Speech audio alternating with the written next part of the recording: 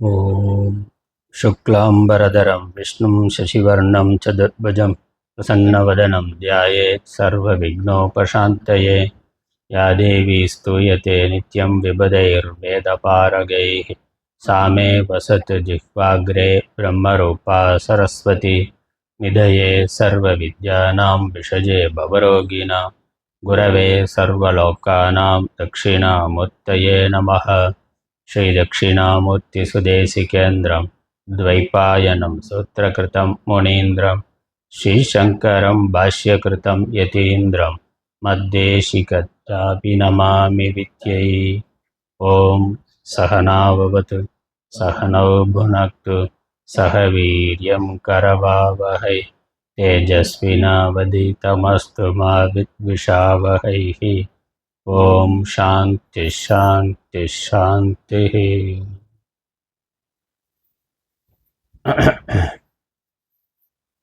केनोपनिषद शांति मंत्र। ओम आप्यायन्तु ममांगानि वाक्प्राणश्चक्षुश्रोत्रमथो बलमिन्द्रियाणि च सर्वाणि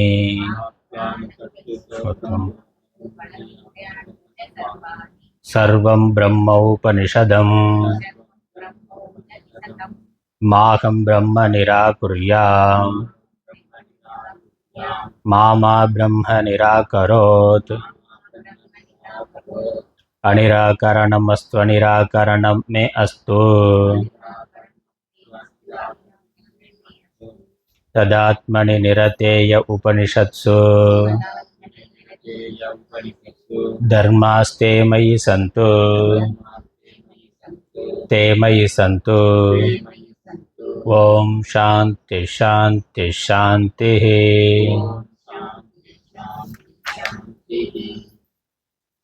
இரண்டாவது முண்டகத்தில் இரண்டாவது கண்டத்தில் முதல் மந்திரம் 1, 2 படிக்கலாம். 2 பூர்த்தி பண்ணியிருக்கிறோம். यदि मन्यसे सुवेदेति दभ्रमेवापि नूनं त्वं वेत्त ब्रह्मणो रूपं यदस्य देवेषु अथनुमीमांस्यमेव ते मन्ये विदितम्। नाहं मन्ये सुवेदेति नो न वेदेति वेद च यो नस्तद्वेद तद्वेद नो न वेदेति वेद च।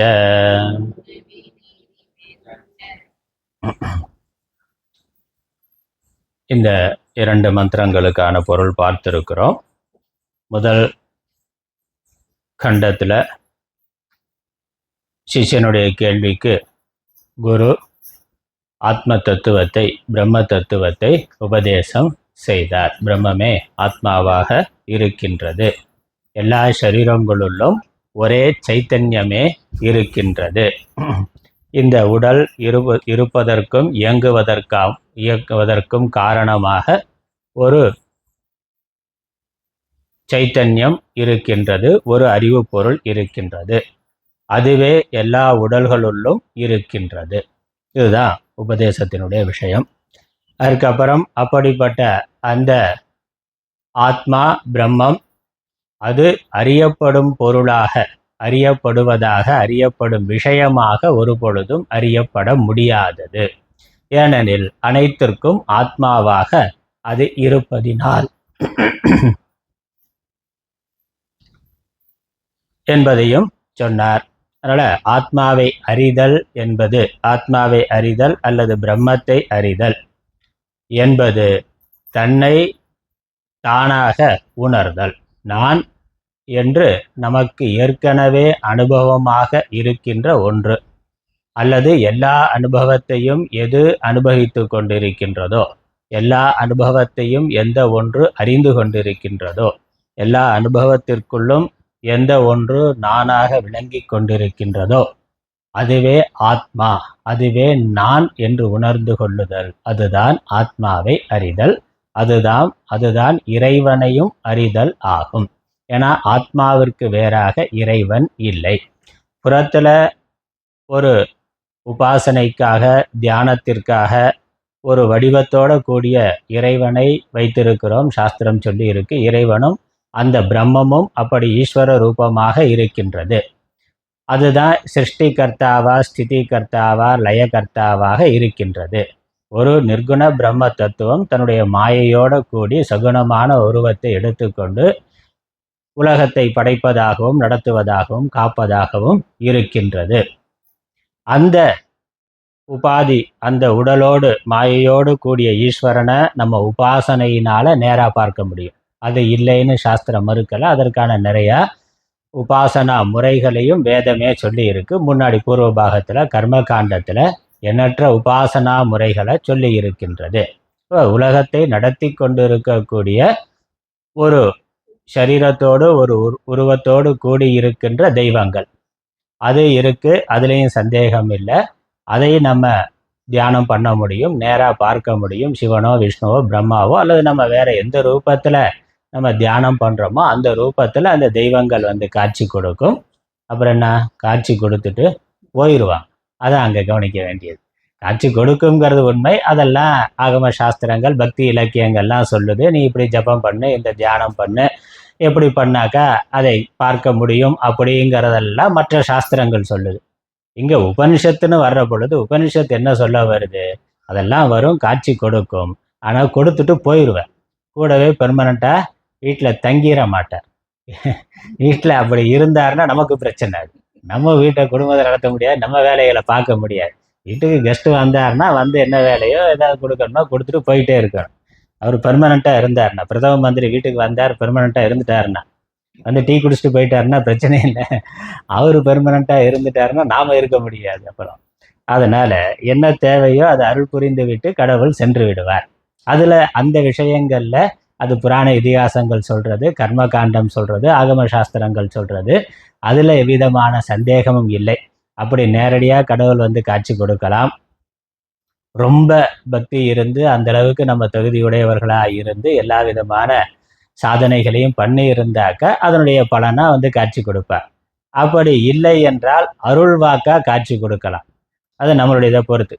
அருள் வாக்கா சிலர் உடம்புல இருந்து கடவுள் கோயிலில் பார்க்குறோம்ல, மாரியம்மன் கோயிலில் வந்து அருள் புரிகிறார்கள்னா ஒரு தெய்வ சக்தி வந்து நமக்கு தேவையான பிரச்சனைகளுக்கு ஏதோ தீர்வை சொல்லிவிட்டு போகுது. அதுவும் தெய்வத்தினுடைய அருள் வெளிப்பாட்டினுடைய ஒரு வகை தான். நேராக வந்து காட்சி கொடுக்கறது ஒன்று, வேற மனிதர்கள் மூலமா வந்து காட்சி கொடுக்கறது ஒன்று, இல்லை நம்முடைய கனவுலையே வந்து காட்சி கொடுக்கறதும் உண்டு. நல்ல பக்தி இருந்து நமக்கு தொடர்ந்து ஒரு பிரார்த்தனை இருந்தாக்க அதற்கான தீர்வை வந்து கனவுல சொல்லிட்டு போறார். அதையும் நம்ம அனுபவத்துல பார்க்கிறோம். எத்தனையோ பேர் கனவுல அந்த மாதிரி உண்மையானது சொல்லப்பட்டு இருக்கின்றது. அவர்கள் தனிப்பட்ட பிரச்சனையும் சொல்லப்பட்டு இருக்கு. அல்லது நான் இந்த இடத்துல இருக்கிறேன், எனக்கு எடுத்து கோயில் கட்டுனா, ராஜாவா பெரிய செல்வந்தரா இருந்தாக்க அவர்னால் அதை பண்ண முடியும். அப்போ நான் இந்த இடத்துல இருக்கிறேன், என்னுடைய விக்கிரகம் இந்த இடத்துல இருக்கு, நீ அதை எடுத்து கோயில் கட்டு அப்படின்னு எத்தனையோ பேருக்கு சொல்லி அவர்கள் அதை செய்திருப்பதையும் பார்க்கிறோம். அதனால் அப்படியும் வந்து தெய்வம் அனுகிரகம் பண்ணும். அதுவும் உண்மை, அதுவும் இருக்கு. ஆனா அப்படி வருகின்ற, அப்படி நமக்கு காட்சி கொடுப்பதற்காக அதை எடுத்துக்கொண்டு வருகின்ற உருவம், அந்த வடிவம் அதனுடைய உண்மையான வடிவமா, அப்படியே தான் கடவுள் இருக்கிறாரா அப்படிங்கிற கேள்விக்கான விசாரம் தான் உபனிஷத்துல இருக்கின்றது. அவர் அந்த உருவத்தை எடுத்து கொண்டு வரலாம், ஆனா அது மட்டுமே அவர் கிடையாது. அப்படி மட்டுமே அவர் கிடையாது. அவர் அது அது அது அவர் விரும்பி எடுத்துக்கொள்ளுகின்ற ஒரு வடிவமே அன்றி அதுவே அவர் இல்லை. அப்ப அவர் எப்படி இருக்கிறார்? எல்லா சர்வ வியாபகமாக, நிர்குணமாக, நிராகாரமாக எல்லா சரீரத்திலும் ஆத்மாவாக இருக்கிறார். அதனால் ஆத்மாவா இருக்கிறது தான் அந்த கடவுளினுடைய யதார்த்த சுரூபம்.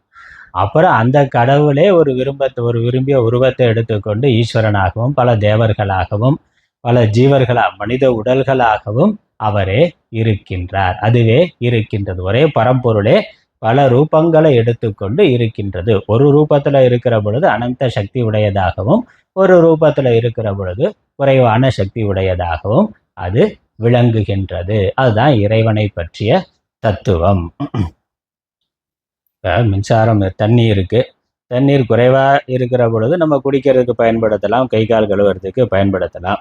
அதே தண்ணீரை ஒரு பெரிய அளவில் பெருக்கெடுத்து ஓடுகின்ற பொழுது என்ன பண்ண முடியும்? அதற்கு ஒரு பேராற்றல் இருக்குது. அதே தண்ணீர் தான், நம்ம வீட்டில் குடத்துல டம்ளரில் இருக்கக்கூடிய அதே தண்ணீர் தான். அதிலிருந்து மின்சாரமும் எடுக்கிறான். அந்த தண்ணீருடைய வேகத்தில் இருந்து மின்சாரத்தையும் எடுக்கிறார்கள். அப்போ அந்த அளவுக்கு ஆற்றல் உடையதாக அது இருக்கின்றது. அதே தண்ணீர் தான் நம்ம வீட்டில் குழாயில் வருதுன்னா, இது வேற தண்ணீர் அது வேற தண்ணீர்னு சொல்ல முடியுமாண்ணா? சரி, நம்ம வீட்டில் குழாயில் வரக்கூடிய தண்ணீர்லேருந்து நம்ம வீட்டுக்கு தேவையான கரண்ட்டை எடுத்துக்கலாமாண்ணா? அப்படி எடுக்க முடியாது. நம்ம அந்த தண்ணியை உள்ளே ஊற்றுனாக்கா அந்த தண்ணியிலேருந்து உடம்பு இயங்கிறதுக்கு தேவையான கரண்ட்டை உடம்பு எடுத்துக்கிறோம். உடம்புக்கு அந்த சாமர்த்தியம் இருக்குது. அந்த ஒரு டம்ளர் தண்ணியிலிருந்து தான் இயங்கிறதுக்கு தேவையான சக்தியை, ஆற்றலை, மினரலை, அதிலிருந்து ஆக்சிஜனை, வேற என்ன தேவையோ எடுத்துக்கொள்ளக்கூடிய சக்தி உடம்புக்கு இருக்குது. ஆனால் நாம் இப்போ ஃபிசிக்கலாக பல்புக்கு ஒரு கரண்ட் எடுக்கலான்னு எடுக்க முடியாது. ஆனால் அதே ஒரு மின் நிலையத்தில் இருந்து அதிலிருந்து கரண்ட் எடுத்து நமக்கு வயர் மூலமாக அனுப்பலாம், அது நமக்கு சேரும். அதனால் ஆற்றல் ஒன்றாக இருந்தாலும் அது வெளிப்படுகின்ற இடத்தை பொறுத்து, அளவை பொறுத்து அதனுடைய சக்தியானது மாறுபட்டு இருக்கின்றது. அதனால ஒரே ஆற்றல் தான் பிரபஞ்சம் முழுவதற்கும் ஆதாரமாக ஒரே சைத்தன்யம், ஒரே ஆத்மா தான் இருக்கின்றது, பிரம்மம் தான் இருக்கின்றது. அது பல்வேறு உடல்களில் பல்வேறு விதமாக வெளிப்பட்டு இருக்கின்றது. அதனால அந்த இறைவனை நான் உள்ளவாறு அறிய வேண்டும் என்றால், ஒரு உருவமாக அறிய வேண்டும் என்றால் உபாசனை பண்ணலாம், ஜபம் பண்ணலாம், தியானம் பண்ணலாம், அதெல்லாம் பண்ணலாம். ஆனால் அதனுடைய யதார்த்த சொரூபத்தை நான் உள்ளவாறு அறிய வேண்டும் என்றால் அது உள்ளுணர்வாக உள்ளே ஆத்மாவாக மட்டுமே அறிய முடியும். அதற்கு ஒரே வழி வேதாந்த சாஸ்திரத்தை, பகவத்கீதை, உபனிஷத்தெல்லாம் குரு மூலமாக படித்து நான் எனக்குள் ஆத்மாவாக அதுவே இருக்கின்றது, நான் அந்த ஆத்மாவாகவே இருக்கிறேன்னு புரிந்து கொள்றதை தவிர வேற எந்த வழியும் கிடையாது. இல்லை, சகுண பிரம்மத்தை முன்னாடி பார்க்கலாம், நிர்குண பிரம்மத்தை ஆத்மாவாக நானாக உணர முடியுமே அன்றி அறியப்படும் பொருளாக அறியப்பட முடியாது. இதுதான் குரு உபதேசம் பண்ணது.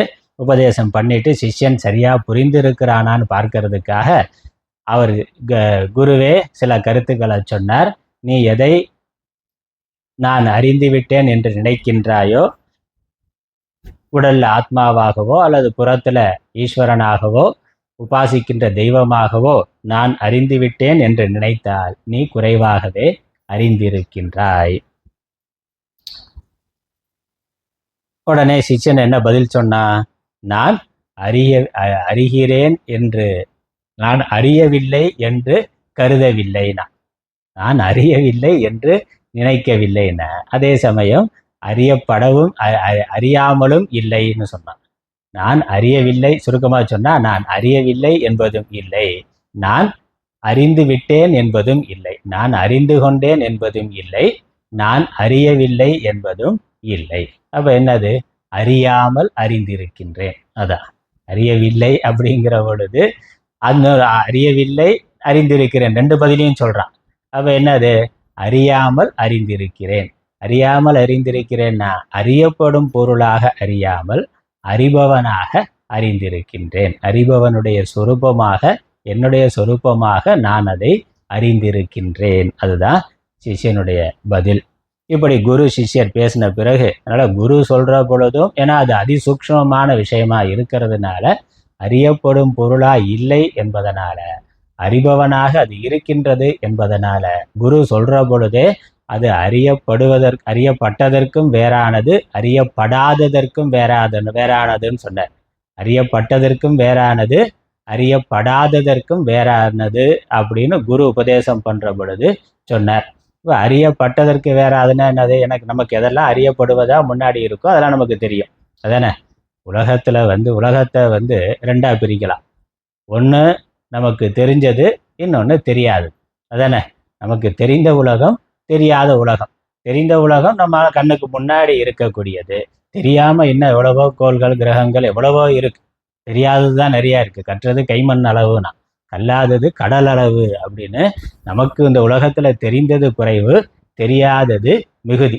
அதனால் உலகத்தை ரெண்டாக பிரித்தோம்னா தெரிந்தது எனக்கு தெரிஞ்சது, எனக்கு தெரியாத விஷயம். ஆனால் அந்த ஆத்மா எப்படி இருக்குன்னா, தெரிந்ததற்கும் வேறாக இருக்கிறது, தெரியாததற்கும் வேறாக இருக்கிறதுனாக்க அது அறியப்படக்கூடிய விஷயமாகவே இல்லை. இந்த தெரிந்தது தெரியாததுக்கு வேறாக எது இருக்கிறது என்று ஆராய்ந்து பார்த்தோம்னா இந்த அறிபவன் மட்டும்தான். எந்த ஒரு அறிவை வைத்துக்கொண்டு எனக்கு இது தெரியும் தெரியாதுன்னு சொல்கிறோமோ அந்த அறிவு இந்த தெரிந்தது தெரியாததுக்குள்ளே வரக்கூடியது அல்ல. அது ஆப்ஜெக்ட் கிடையாது, ஆப்ஜெக்டாக வரக்கூடியது அல்ல, அது சப்ஜெக்டாக இருக்கிறது. அதனால் அது ஒரு பொழுதும் அறியப்படும் பொருளாக இல்லை அப்படின்னு சொல்கிற பொழுது அது அறிபவனாக இருக்கின்றது என்பதுதான் உண்மை. அதனால சிஷ்யனும் என்ன சொன்னார், நான் அதை அறியப்படும் பொருளாக அறியவில்லை, அறியப்படாததாகவும் அறியவில்லை. அப்படி என்றால் அறிபவனாக நானாக அதை நான் அறிந்து கொண்டிருக்கின்றேன் அப்படிங்கிறத சொன்னான். இப்படி குரு சிஷ்யர் பேசின பிறகு உபனிஷத் பேசுகின்றது. அதனால் அடுத்த மந்திரம், 3வது மந்திரம் உபனிஷத்தினுடைய வார்த்தை. அதனால் ஒரு கதாசிரியர் கதை எழுதுறாருன்னா இப்போ கதையில் 2 கதாபாத்திரங்கள் பேசிக்கொள்கிற பொழுது இவர் இதை பேசினார், அவர் அதை பேசுவார்னு எழுதுவார்.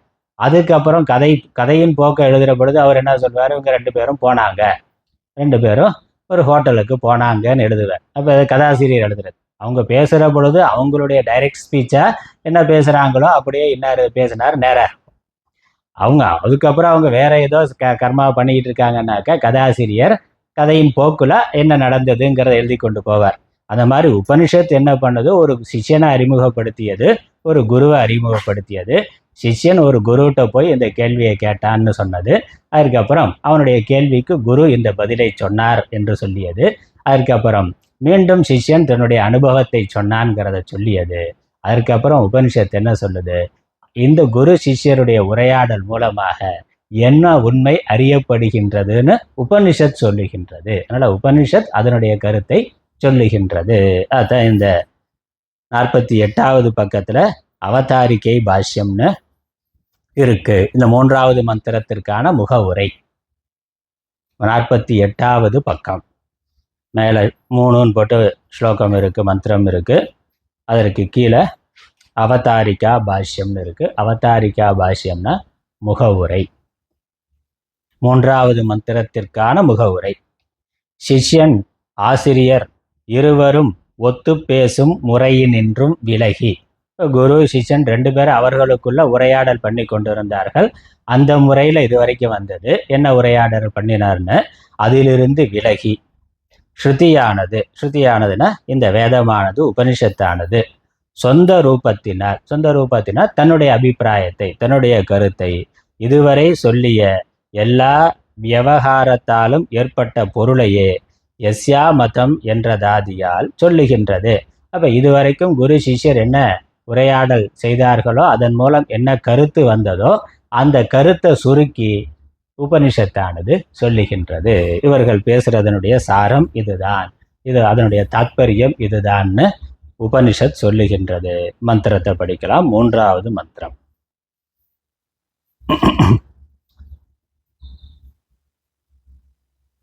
யஸ்யா மதம் தஸ்ய மதம் மதம் யஸ்ய ந வேதசஹ அவிஜ்ஞாதம் விஜானதாம் விஜ்ஞாதம் அவிஜானதாம் யஸ்யா மதம் தஸ்ய மதம் மதம் யஸ்ய ந வேதசஹ அவிஜ்ஞாதம் விஜானதாம் விஜ்ஞாதம் அவிஜானதாம்.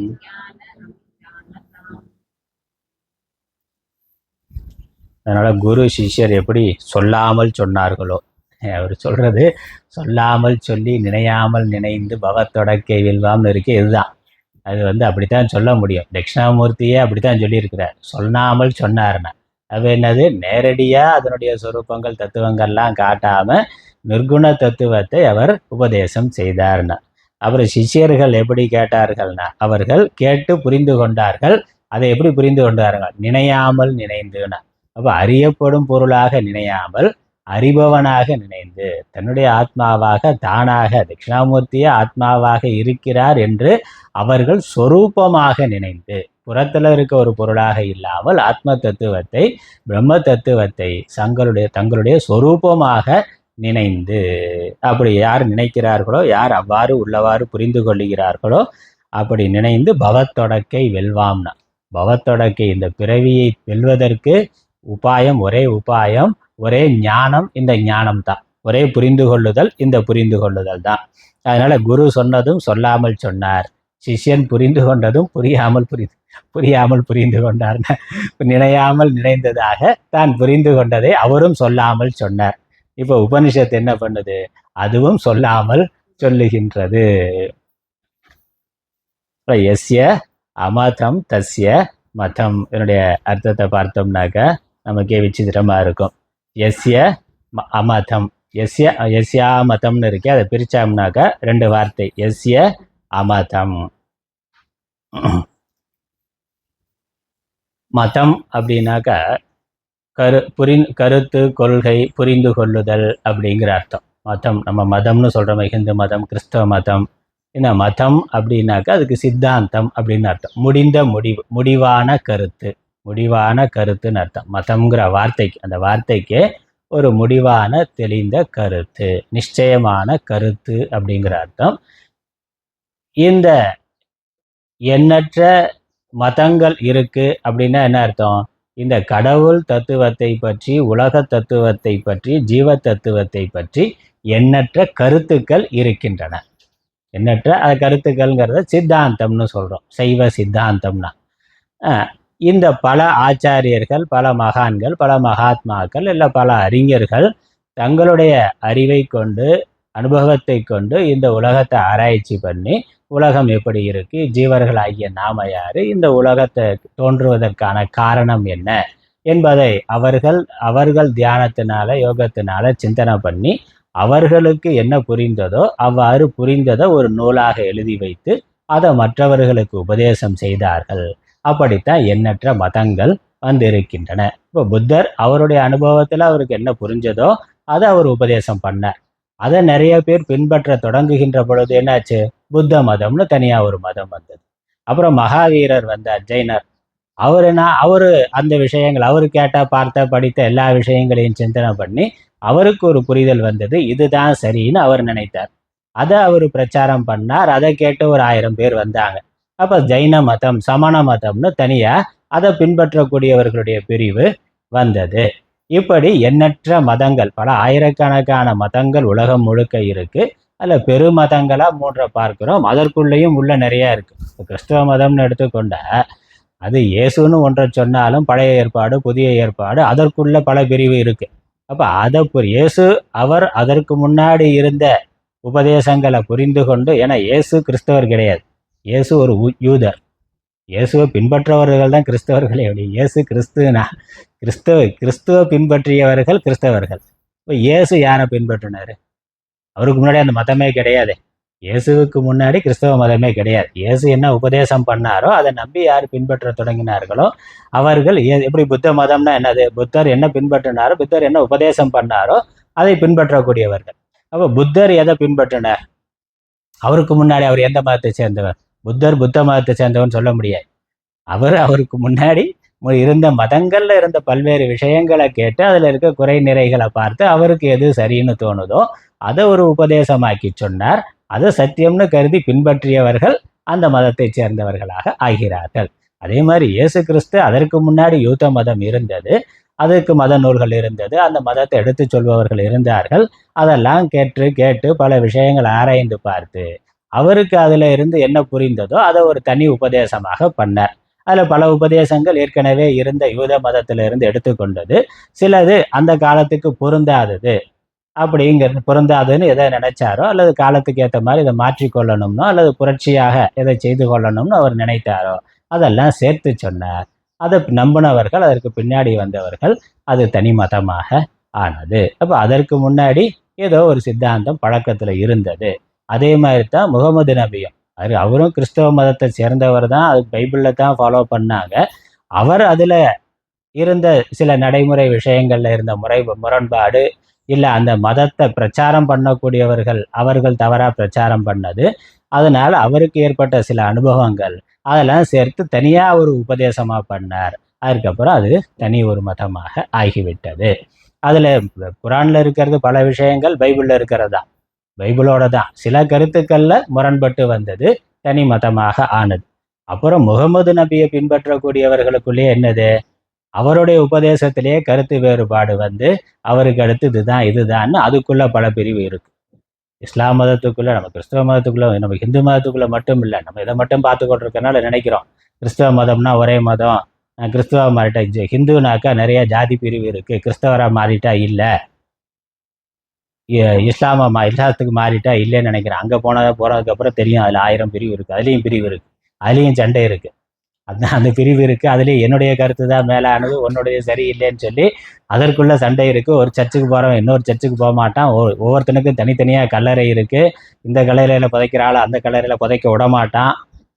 அது எல்லாம் இருக்கு, எல்லாம் இருக்கு அங்கே. அதுக்குள்ள இப்போ பார்க்குறோமே, இப்போ உலக யுத்தம் என்னன்னா, தீவிரவாதம் எங்கே இருக்கு, இந்த மதத்துக்குள்ள இருந்த இதே இஸ்லாமிய நாட்டிலேருந்து இன்னொரு இஸ்லாமிய நாடு மேலே சண்டை நடந்துட்டு இருக்கு.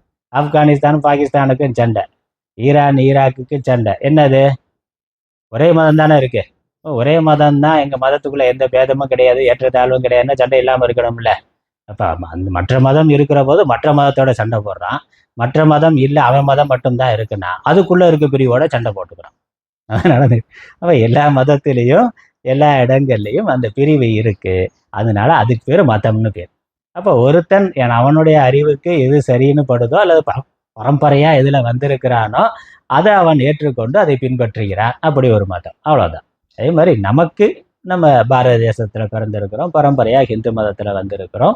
அதுலேயும் சைவமோ வைஷ்ணவமோ நம்ம பெற்றோர்கள் எதை பின்பற்றினார்களோ அதை பின்பற்றி போய் கொண்டு இருக்கிறோம், அவ்வளவுதான். இதுல என்னுடைய மதம் மட்டும்தான் சரி அப்படின்னு சொல்ற பொழுதுதான் பிரச்சனையாகுது, சண்டையாகுது. சைவம் மட்டும்தான் சரி, வைஷ்ணவம் கூடாதுன்னா பிரச்சனை. எல்லாமே வைஷ்ணவம் மட்டும்தான் சரி, சைவத்தும் கூடாதுன்னு. அதுலேயும் வடகலை தென்கலைனா அதுக்குள்ள. இங்கே சைவத்துக்குள்ளேயும் காஷ்மீர சைவமா, வீர சைவமா, இல்லை தென்னாட்டு சைவமா, அதுக்குள்ளேயும் பல இருக்கு. அப்போ அதே மாதிரி மற்ற மதங்கள் வெளியே போனாலும் அதற்குள்ள என்னுடைய மதம் மட்டும்தான், ஹிந்து மதம் மட்டும்தான், வேற மதம் கூடாதுன்னு இப்படியெல்லாம் இருக்கட்டும். அப்போ என்னது, மதம்னா கருத்து கொள்கை. நம்ம பரம்பரையாக வந்த ஒரு கருத்து கொள்கையை பின்பற்றுகிறோம். அப்புறம் அதற்குன்னு தத்துவ நூல்கள் இருக்குது, அதை படிக்கிறோம், ஆராய்ச்சி பண்ணுறோம். அதை நமக்கு சரியாக படித்து பார்த்து அதை சரின்னு போட்டாக்கா நம்ம புரிந்து கொள்ளலாம். இல்லை எனக்கு இந்த மதத்தோட அந்த மதம் சரின்னு படுதா தாராளமாக மாறி போகலாம். அதற்கு நமக்கு முழுமையான சுதந்திரம் இருக்குது.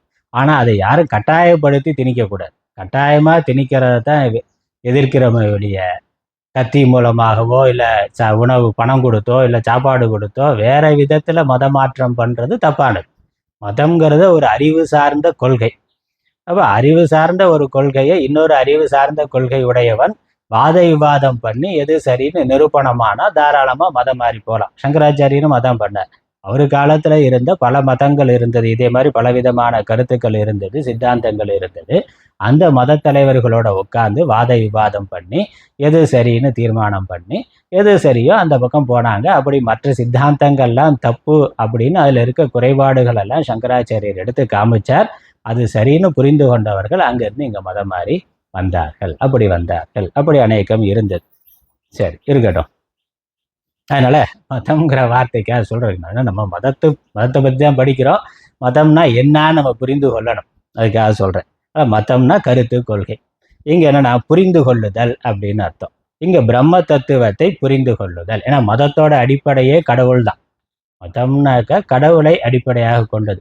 கடவுளை அடிப்படையாக கொண்டதுல எப்படி இருக்கலாம், கடவுள் இருக்கிறார்னு சொல்லியும் மதம் இருக்கலாம், கடவுள் இல்லைன்னு சொல்லியும் மதம் இருக்கலாம். அதுவும் கடவுளை அடிப்படையாக கொண்டதுதான். கடவுள் இல்லைன்னு சொல்றதா அவனுக்கு நோக்கமே. கடவுள் இல்லைன்னு, அதுவும் கடவுளை மையமா வச்சுதான் அவனும் பேசிக்கிட்டு இருக்கிறான். கடவுள் இல்லைன்னு சொல்றது தான் அவனுக்கு நோக்கம். கடவுள் இருக்கிறார் அப்படின்னு சொல்றது தான் ஆன்மீக மதத்தினுடைய நோக்கம். அந்த கடவுள் எப்படி இருக்கிறார் அப்படிங்கிறதுக்குள்ளதான் கருத்து வேறுபாடு வருகின்றது. சரி, இங்க என்ன சொல்றார், எவன் யாரு மதம், எவனுக்கு இந்த பிரம்மமானது. அதனால இந்த பிரம்மமானதுங்கிற நம்ம சேர்த்துக்கொள்ளணும். எந்த பிரம்ம வித்துக்கு, பிரம்மத்தை அறிந்தவனுக்கு, பிரம்ம வித்துக்குனாக்க பிரம்ம பக்கில பதவுரை இருக்கே, எஸ்ய, சம்ஸ்கிருதத்தில் இருக்கிற அந்த வார்த்தை மந்திரத்தினுடைய முதல் பதம் எஸ்ய. எஸ்யனா எவனுக்கு, யாருக்கு அப்படின்னு அர்த்தம். அந்த யாருக்குங்கிறத பிரம்மவித்துக்கு அப்படின்னு போட்டார். பாஷ்யத்தில் இருக்கிறது பிரம்மவித்துக்கு. அதனால பிரம்மத்தை அறிந்தவனுக்கு. பிரம்மவித்துனா பிரம்மத்தை அறிந்தவன், ஆத்ம தத்துவத்தை, பிரம்ம தத்துவத்தை அறிந்தவனுக்கு. பிரம்மமானது, அந்த பிரம்மமானது அமதம். அமதம்னா அறியப்படாதது, மதம்னா அறியப்பட்டது, அமதம்னா அறியப்படாதது அப்படின்னு அர்த்தம். இந்த இடத்துல மதம்ங்கிறதுக்கு பொதுவான கருத்து கொள்கைன்னு அர்த்தம் சொன்னேன். இந்த இடத்துல இலக்கணப்படி மதம் அப்படின்னா அறியப்பட்டது, அமதம்னாக்கா அதற்கு ஆப்போசிட் வார்த்தை அறியப்படாதது. அறியப்படாதது அதற்கு என்ன விளக்கம் கொடுக்கிறார்? அறிவென்ற விருத்தி, அறிவென்ற அந்தக்கரண விருத்திக்கு விஷயமாக ஆகாதது அப்படின்னா அறியப்படும் பொருளாக அறியப்படாதது அப்படின்னு அர்த்தம். இல்லை, யாருக்கு? எந்த ஆத்ம ஞானிக்கு, பிரம்மவித்துக்கு அறியப்படாதது. அறியப்படாததுன்னா என்னது? அறியப்படும் பொருளாக அறியப்படாதது, விஷயமாக ஆப்ஜெக்டாக அறியப்படாமல் இருக்கின்றதோ, அப்படின்னா சப்ஜெக்டாக ஆத்மாவாக அறியப்பட்டதாக இருக்கின்றதோ அவருக்கு தஸ்ய மதம், அவருக்கு நன்கு அறியப்பட்டதாக ஆகின்றது. அதனால சுருக்கமா பார்த்தா, யாருக்கு அறியப்படாததாக இருக்கின்றதோ அவருக்கு அறியப்பட்டதாக ஆகின்றது. இதான் நேரடியான அர்த்தம். யாரு தெரியலேன்னு சொல்றானோ அவன் தான் தெரிந்தவன்னு சொல்றான். யாரு எனக்கு இது புரிஞ்சதா புரியலையான்னு கேட்டா, புரியலேன்னா இப்பதான் நீ சரியா புரிஞ்சுக்கிட்டு இருக்க. புரிஞ்சிருச்சுன்னு சொன்னா, என்ன புரிஞ்சது சொல்லுன்னா, சொல்ல தெரியாது. அப்ப புரியலேங்கிறது புரியுதுன்னு. அதனால அப்படி இல்லை அதனால அறியப்படும் பொருளாக யாருக்கு அறியப்படாததாக இருக்கிறதோ அவர்களுக்கு ஆத்மாவாக அறியப்பட்டதாக இருக்கின்றது. அவ்வளவுதான். அதே மாதிரி அடுத்த கருத்து அதற்கு நேர் எதிர்ப்பதமா என்ற அபிப்பிராயம். எஸ்ய எவனுக்கு, மதம் என்னால் அறியப்பட்டது என்று பிரம்மம் என்று நிச்சயம் ஏற்படுகின்றதோ, நான் தெரிந்து கொண்டேன், என்னால் அறியப்பட்டது அப்படின்னு யார் நினைக்கிறானோ, சக ந வேத, அவன் பிரம்மத்தை அறியவே இல்லை. அறியப்பட்டது, நான் தெரிந்து கொண்டேன், எனக்கு தெரியும்னு நினைக்கிறானோ அவன் தெரியவில்லை. ஏன்னா அவன் தெரியும்னு எதை நினைத்திருக்கிறானோ அது தப்பான ஒரு விஷயத்தை தெரியும் நினைத்து கொண்டிருக்கிறார். அதாவது அறியப்படும் பொருள் எனக்கு தானே, கடவுள் தானே தெரியுமே, பிரம்மன் தானே, சிவனா இருக்கிறார், விஷ்ணுவா இருக்கிறார், கிருஷ்ணரா இருக்கிறார், முருகரா இருக்கிறார் அப்படின்னு சொன்ன உனக்கு தெரியலேன்னு அர்த்தம் தான். அப்படியும் இருக்கிறார் அப்படின்னாக்கா தெரிஞ்சதா அர்த்தம். அப்படி மட்டும்தான் இருக்கிறார்னா தெரியலேன்னு அர்த்தம். அதனால கடவுள் இல்லவே இல்லைனாலும் கடவுளை தெரியலேன்னு அர்த்தம். கடவுள் இந்த ஒரு குறிப்பிட்ட வடிவத்துல மட்டும்தான் இருக்கிறார், ராமரா மட்டும்தான் இருக்கிறார், கிருஷ்ணரா மட்டும்தான் இருக்கிறார், சிவனா மட்டும்தான் இருக்கிறார், பெருமாளா மட்டும்தான் இருக்கிறார், வேற எதுவும் கிடையாது, வேற எப்படியும் இல்லை அப்படின்னு சொன்னாக்கா நீ கடவுளை முழுமையாக தெரிந்து கொள்ளவில்லை. ஒரு அம்சத்தை மட்டும் வைத்துக்கொண்டு தெரிந்து கொண்டு இருக்கிறாய், முழுமையாக தெரிந்து கொள்ளவில்லைன்னு அர்த்தம். இது நம்ம மதத்துக்குள்ள. வெளியே இருக்க ஆள் என்ன சொல்றான்? நான் சொல்ற கடவுளை தவிர, என்னுடைய பைபிள்ல, என்னுடைய மத நூல்ல சொல்லப்பட்ட கடவுளை தவிர மற்றெல்லாம் சாத்தான் தான். அப்ப என்னது? அவனும் கடவுளை தெரிந்து கொள்ளவில்லைன்னு அர்த்தம். அவனும் கடவுளை அறிந்து கொள்ளவில்லை. அதனால கடவுள் இல்லவே இல்லைன்னு சொன்னாலும் கடவுளை தெரிந்து கொள்ளலை, இப்படி மட்டும்தான் இருக்கிறார்னு சொன்னாலும் கடவுளை தெரிந்து கொள்ளவில்லை. அப்ப என்ன சொல்றது? அப்படியும் இருக்கிறார்னு சொல்லலாம். அவ்வளவுதான். கடவுள் விநாயகராகவும் இருக்கிறார், முருகனாகவும் இருக்கிறார், சிவனாகவும் இருக்கிறார், அதை கடந்தவராகவும் இருக்கிறார் அப்படின்னு யாரு புரிந்து கொள்கிறார்களோ, அவரே ஆத்மாவாகவும் இருக்கிறார்னு யாரே புரிந்து கொள்கிறார்களோ அவர்களே புரிந்து கொள்கிறார்கள், உண்மையிலேயே புரிந்து கொண்டவர்களாக, அறிந்தவர்களாக இருக்கிறார்கள். அதனால ஒரு குறிப்பிட்ட வரையறை வைத்து கடவுளை பார்க்கிறது அது அறியாமை, அது ஒரு சிறிய பகுதி. அதனால தண்ணினா ஒரு சொம்புல ஜலத்தை வச்சு கொண்டு தண்ணினா இது மட்டும் தான்னா, சமுத்திரத்துல இருக்கிறது என்னது? அது இருக்கு. மேகத்துல இருந்து வரக்கூடியது என்னது? எல்லாம் தானே. ஆனா இவன் ஒரு சொம்புல மட்டும் வைத்து கொண்டு இது மட்டும்தான் தண்ணி, வேற எதுவுமே தண்ணி கிடையாது அப்படின்னு சொல்ற மாதிரி அது அது அறியாமை என்று. அதனால ஒரு அவன் அறியவில்லைன்னா முழுமையாக சரியாக அறியவில்லைன்னு அர்த்தம். அதுக்கப்புறம் இது முதல் வரிக்கான அர்த்தம். ரெண்டாவது வரியில என்னது? இதே கருத்தை தான் ரெண்டாவது வரியில திரும்ப சொல்லுகின்றது உபனிஷத்து, நிச்சயப்படுத்துவதற்காக.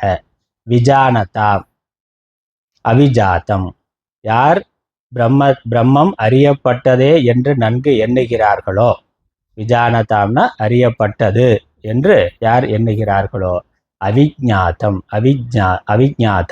அவர்களுக்கு அறியப்படாததாகவே இருக்கின்றது. நான் பிரம்மத்தை அறிந்து கொண்டிருக்கின்றேன்னு சொன்னான்னா அவன் அறியவில்லை என்று அர்த்தம். அறியப்படாததாகவே இருக்கின்றது.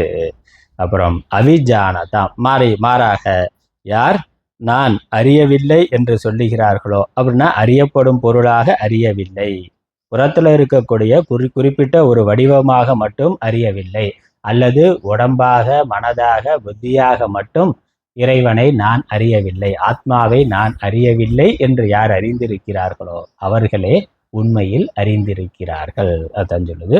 அதாவது இந்திரியம் மனஸ்புத்தி இவைகளிலேயே ஆத்ம பக்தி உள்ளவர்களுக்கும் கூட என்றாம் அது விஞ்ஞாதாம் அறியப்படாததாகவே ஆகின்றது, அறியப்படாததாகவே இருக்கின்றது. இவ்விதம் எண்ணுகிறவர்களுக்கும் கூட இந்திரிய மனோபுத்தி ஆதிகளுக்கு பிரகாசத்தை தருவதாக பிரம்மம் இருப்பதே அதன் காரணமாகும் என்பது கருத்து. இதில் ஒரு அடிக்குறிப்பு இருக்கு. ஞான அஜானாதி சகல நிலைகளிலும் கூட, ஞான அஜானாதினா தெரிந்தது தெரியாதது என்ற எல்லா நிலைகளிலும் கூட பிரம்மமானது உள்நின்று சகலத்தையும் பிரகாசப்படுத்துவதாக ஆகின்றது என்று சொல்லப்பட்டதாக ஆகின்றது. அதனால எந்த ஒரு அறிவானது புறத்தில் இருக்கக்கூடிய விஷயங்களை பற்றி எனக்கு இது தெரியும் தெரியாது என்பதை தெரிந்து கொண்டிருக்கின்றதோ, எந்த ஒரு அறிவானது புறத்தில் இருக்கக்கூடிய விஷயங்களை எனக்கு இது தெரியும் தெரியாது என்று தெரிந்து கொண்டிருக்கின்றதோ அந்த அறிவு எப்பொழுதும் அறிவாகவே இருக்கின்றது. தெரியும்னாலும் அது எனக்கு தெரியுது, தெரியாதுன்னா அது எனக்கு தெரியுது இல்லை. எனக்கு இதெல்லாம் தெரியும் இதெல்லாம் தெரியாது, எத்தனை மொழிகள் தெரியும் எத்தனை மொழிகள் தெரியாதுன்னா இப்போ தெரியும் தெரியாதுங்கிறது மனசோட ஒரு நிலையா இருக்கு. அந்த மனசோட ஒரு நிலையும் அதற்கு வேறான ஒரு அறிவினால் அறியப்படுகின்றது. அந்த அறிவு தான் பார்த்து என் மனசுல இப்போ இது இருக்கு இது இல்லை, இது என்னன்னு என் புத்திக்கு வரவே இல்லையேனா, தெரியலேனா. தெரியலேங்கிறது தெரிகின்றது, தெரியலேங்கிறது புத்தியினுடைய ஒரு நிலை. அந்த தெரியவில்லை என்பதை அறிகின்ற ஒரு அறிவு இருக்கு, அது அதை அறிகின்றது. லைட் இருக்கு, பொருள் இருக்கு, பொருள் இருந்தா பொருள் இருக்கிறத விளக்கு காட்டுகின்றது.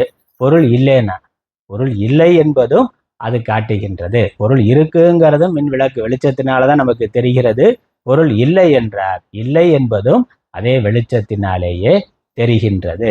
அதனால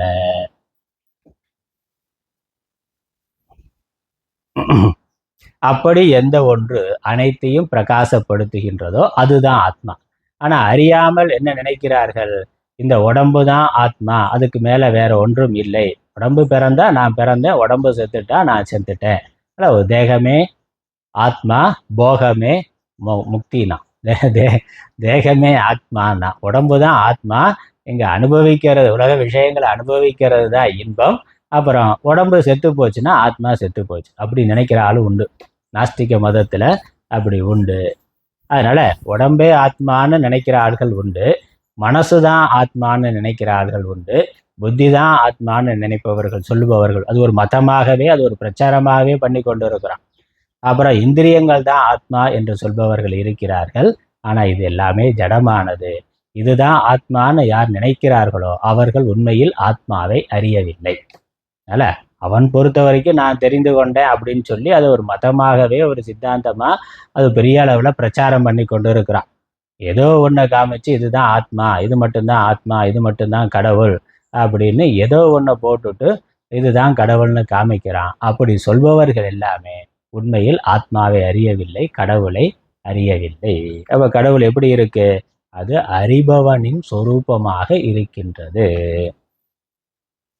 சகலத்தையும் பிரகாசப்படுத்துவதாக ஆகின்றது என்று சொல்லப்பட்டதாகிறது. ஆகவே சர்வ அதிஷ்டான சின்மாத்திரமாக உள்ள பிரம்மம் என்பது இதனால் பெறப்பட்டது என்பது கருத்து. அதனால் சர்வ அதிஷ்டானமாக இருக்கக்கூடிய பிரம்மம் தான் உண்மையிலேயே ஆத்மா. அதுதான் ஆத்மா தான் பிரம்மம், பிரம்மம் தான் ஆத்மா, அது ஒரே ஒரு வஸ்து தான்.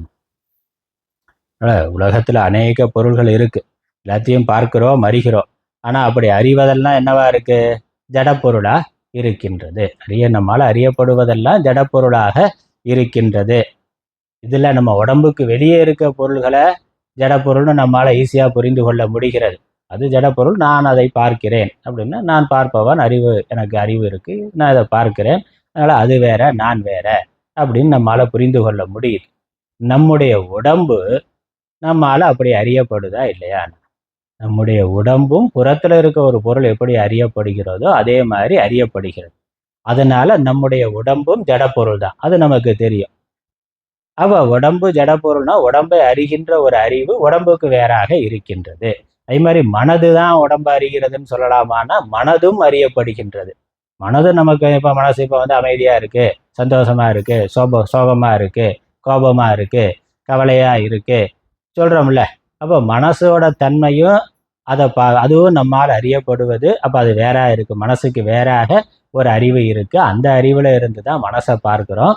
இப்போ ஒன்றும் மூடே சரியில்லைன்னா, அதனால் இப்போ ஒன்றும் சொல்லாத, அப்புறமா சொல்லு, இல்லை இன்னைக்கு வேலைக்கு கூப்பிடாத, நாளைக்கு கூப்பிடு, இன்னைக்கு ஒன்றும் மனசு சரியில்லைன்னா சொல்கிறோம்ல. அப்போ எப்படி உடம்பு சரியில்லை அதனால் நான் இன்னைக்கு வரலை, என்னால் வர முடியாதுன்னு நம்மளால் அறிந்து சொல்ல முடியுது. உடம்போட ஒரு ஸ்டேட்டஸை நம்மளால் அறிந்து சொல்ல முடியுது. அதே மாதிரி மனதோட நிலையும், இன்னைக்கு மனசு சரியில்லை, என்னால் எதுவும் செய்ய முடியாது, அல்லது நான் இன்னைக்கு ரொம்ப உற்சாகமாக இருக்கிறேன், என்ன வேணாலும் பண்ணலாம் அப்படிங்கிறது மனசோட தன்மையாக தானே இருக்குது. அதுவும் நம்மால் அறியப்படுகின்றது. அப்புறம் மனசு அப்படியே கோபமாக இருக்கிற மனசு கோபமாகவே இருக்கான்னா கொஞ்சம் நேரத்தில் அது மாறி போயிடுது. இல்லை சாந்தமாக இருக்கிற மனசு சாந்தமாகவே இருக்கான்னா இல்லை அது கொஞ்சம் நேரத்தில் மாறி போய் விடுகிறது. அப்போ மனது மாறுபடும் தன்மை உடையதாக இருக்கு. அதை அறிகின்ற அறிவு மாறாததாக இருக்கின்றது. மாறாத ஒரு அறிவு, அதற்கு வேறான ஒன்று இருந்து அதை எப்பொழுதும் உடம்பையும் மனசையும் பார்த்துக்கிட்டே இருக்கு. தூக்கத்தில் மனசு தூங்கிடுது, ஆனால் மனசினுடைய அந்த அறியாமையை பார்க்கின்ற அறிவு அப்படியே இருக்கு. விழித்த பிறகு நான் தூங்கினேன்னா ஒன்றுமே தெரியாமல் தூங்கிட்டேங்கிறோம். அதனால அந்த அறிவு தான் ஆத்மா, அதுதான் மெய்ப்பொருள். இப்போ உலகம் முழுக்க இருக்கு, எல்லா பொருள்களும் ஜடப்பொருளாக இருக்கு, நம்ம உடம்பு மனசு உட்பட. அதனால் உடம்பையும் மனதையும் எதோட சேர்த்துறணும்? உலகத்தோட சேர்த்துறணும். நாம் என்ன வச்சுருக்கிறோம்? உடம்பு வரைக்கும் நாமன்னு வச்சுக்கிட்டு உடம்புக்கு வெளியே இருக்கிறதெல்லாம் உலகம்னு வச்சுருக்கிறோம். அதனால இந்த உலகத்திலேருந்து எனக்கு இன்பம் வருது, துன்பம் வருது, அப்படி இப்படின்னு நான் பிறந்தேன், சாக போகிறேன், இது இருக்குது, அது இருக்குது, இந்த பிரச்சனை அந்த பிரச்சனைன்னு சொல்லி கொண்டு இருக்கிறோம். உடம்போட பிரச்சனையெல்லாம் நம்முடையதாக வைத்துக்கொண்டு. ஆனால் சாஸ்திரம் என்ன சொல்லுது? உடம்புக்கு என்ன ஸ்டேட்டஸ் இருக்கோ அதே ஸ்டேட்டஸ் தான், இந்த உலகத்துக்கு என்ன ஸ்டேட்டஸ் இருக்கோ அதே ஸ்டேட்டஸ் தான். என்னது? ஆப்ஜெக்ட்டுங்கிறது, அறியப்படும் பொருளுங்கிறது. அதனால் இந்த உலகங்கிறதுல நம்முடைய உடம்பு மனசு புத்தி இதையும் சேர்த்துறணும். அதுவும் உலகத்தினுடைய ஒரு பகுதி தான். உலகத்தில் தட்பவெப்ப நிலையில் மாறுபாடு வந்தால் உடம்புலையும் அந்த மாறுபாடு தெரியும், அது மனசுலையும் தெரியும். குளிர் வெப்பம் அதிகமாக இருந்தால் அது உடம்பு மனசுக்கு தெரியுது. புறத்தில் வறட்சி வந்தால் அதனுடைய பாதிப்பு உடம்பு மனசில் இருக்கு. அதனுடைய ஒரு சிறு பகுதியாக தான் இந்த உடம்பானது இருக்கின்றது.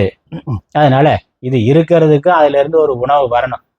புற உலகத்தில் இருந்து தண்ணீரோ உணவுப் பொருளோ வந்தால் தான் இந்த உடம்பு இருக்க முடியும். இல்லைனாக்கா அது காலாவதி ஆகிவிடும், போய்விடும்னா.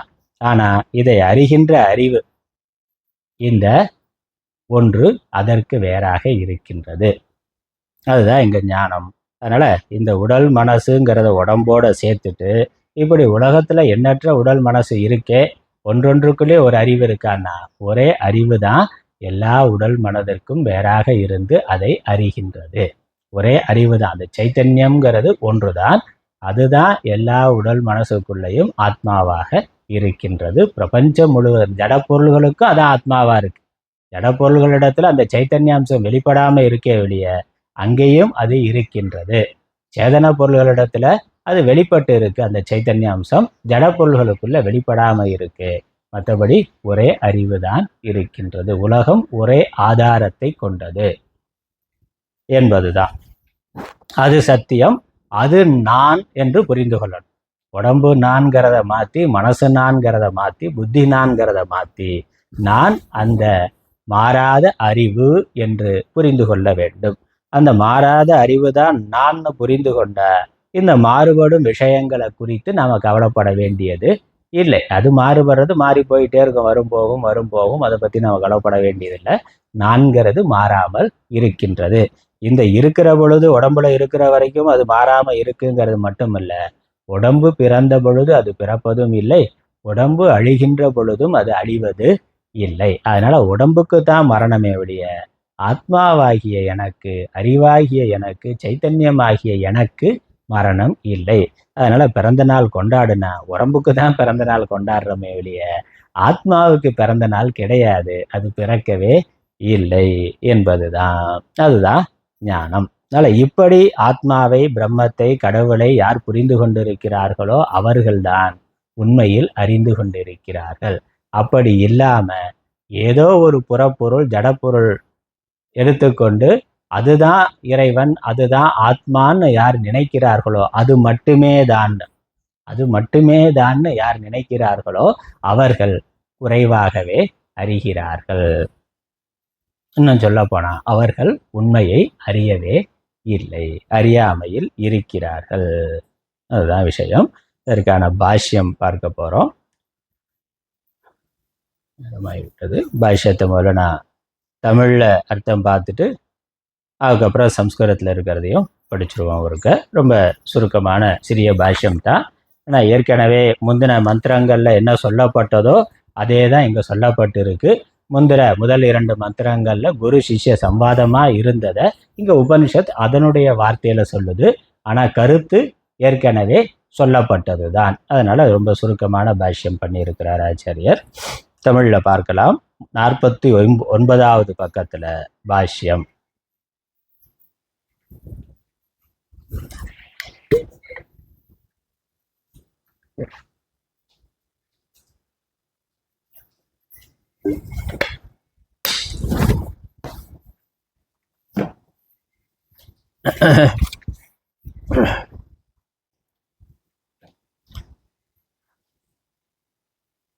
எந்த பிரம்ம வித்துக்கு, எந்தனா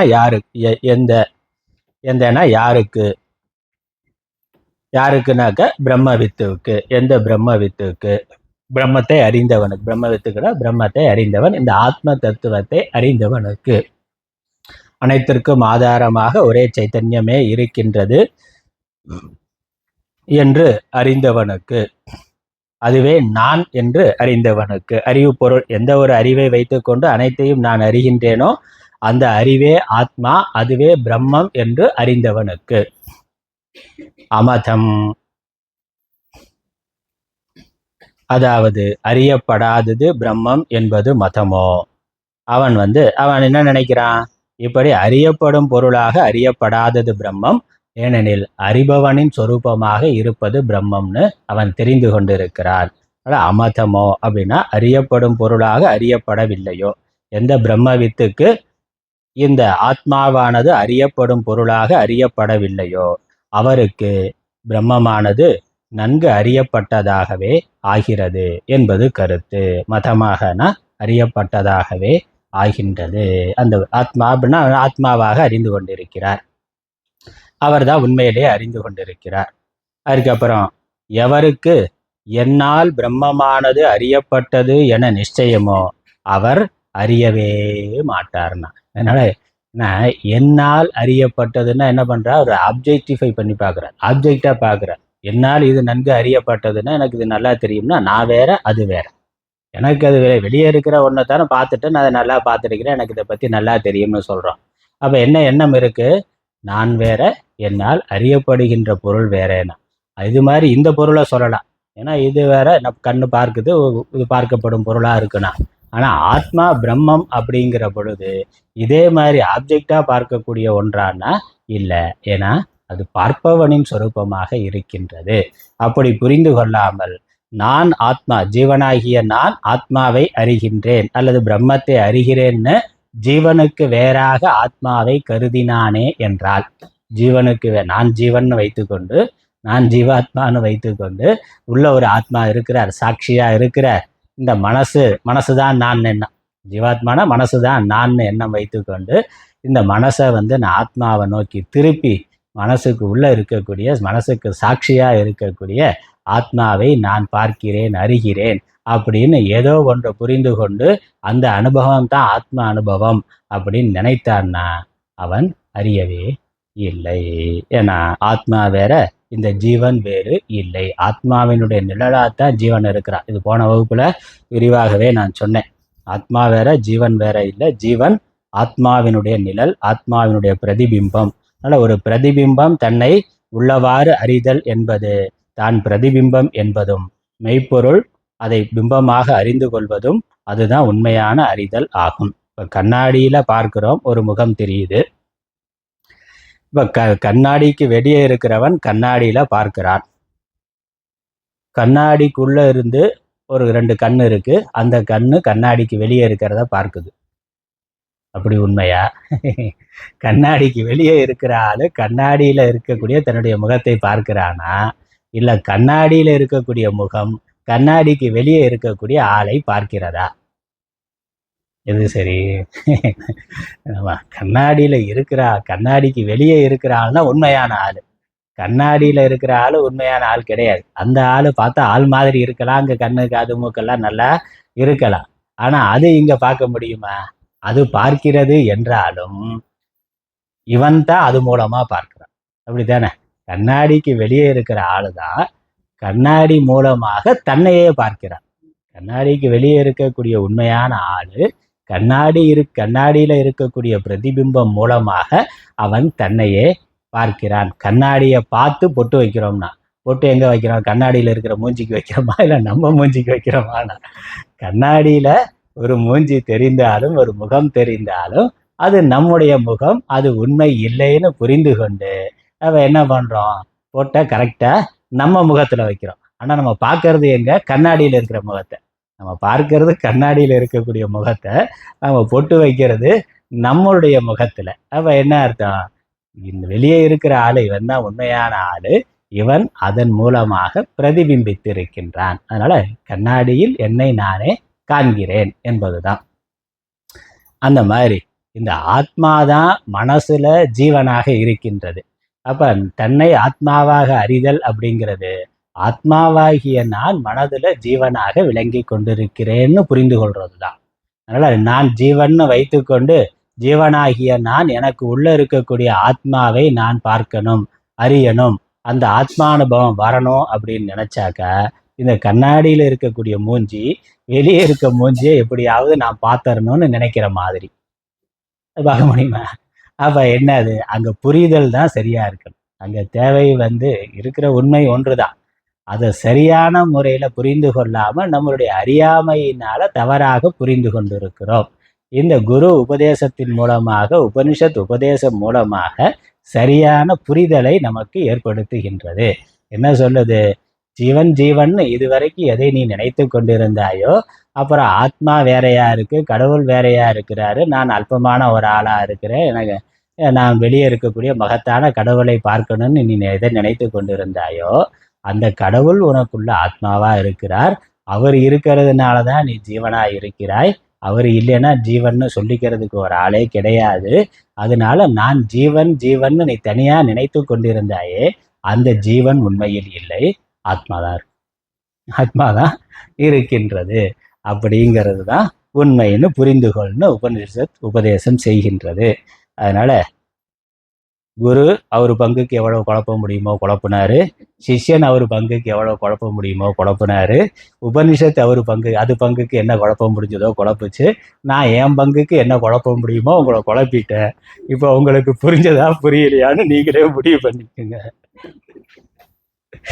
அதனால உபனிஷத்து என்ன சொல்லுது?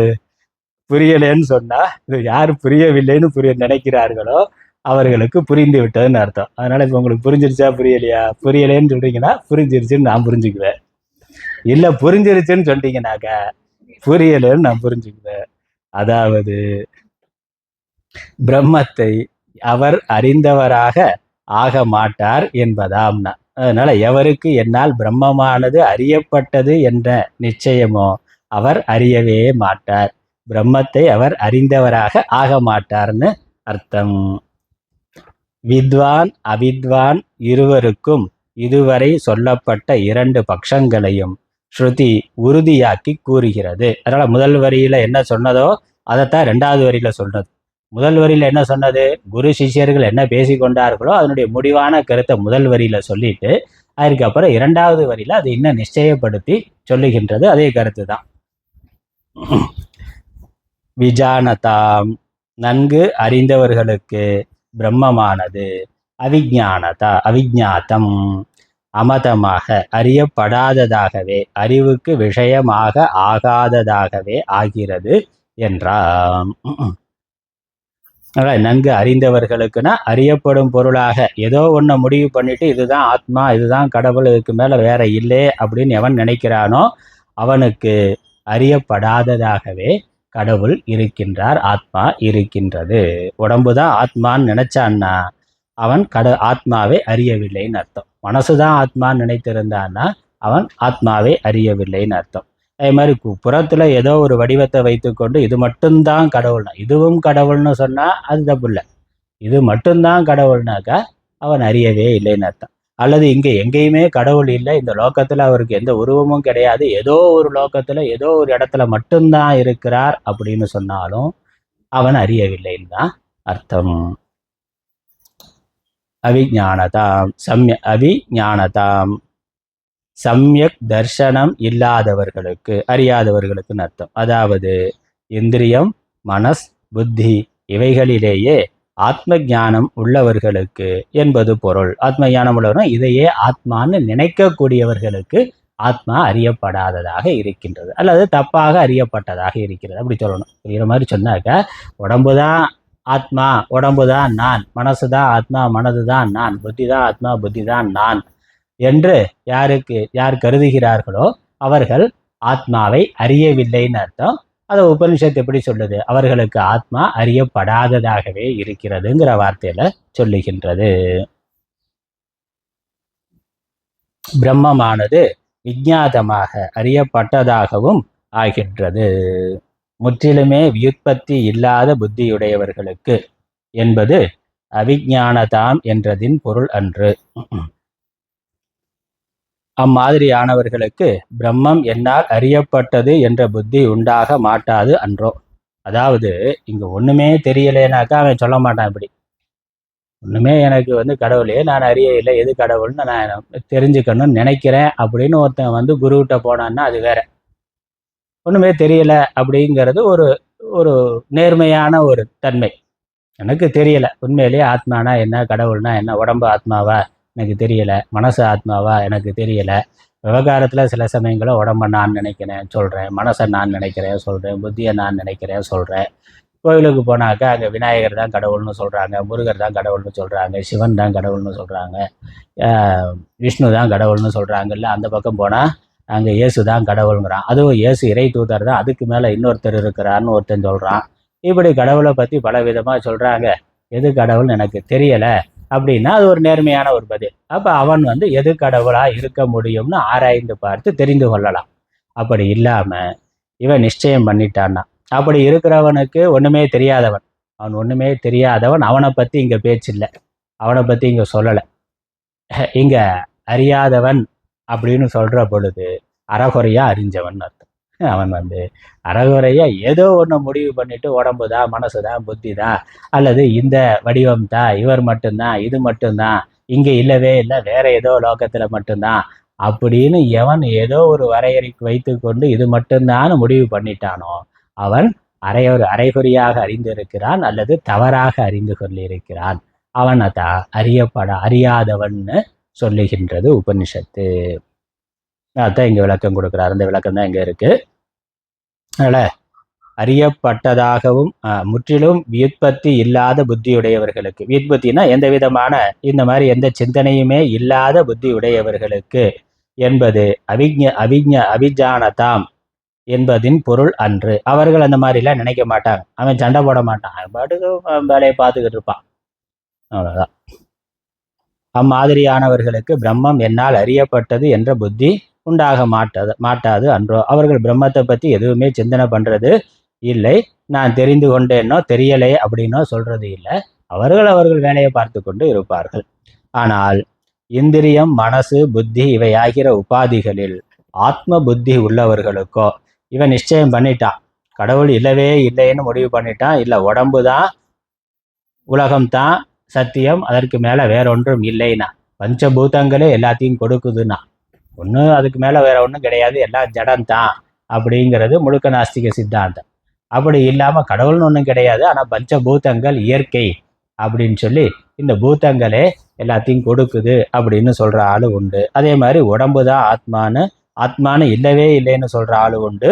உடம்பே ஆத்மானு சொல்கிற ஆள் உண்டு. மனசு தான் ஆத்மா, புத்தி தான் ஆத்மானு சொல்லக்கூடிய ஆட்கள் எல்லாம் இருக்கிறார்கள் என்று நினைப்பவர்கள் இருக்கிறார்கள்.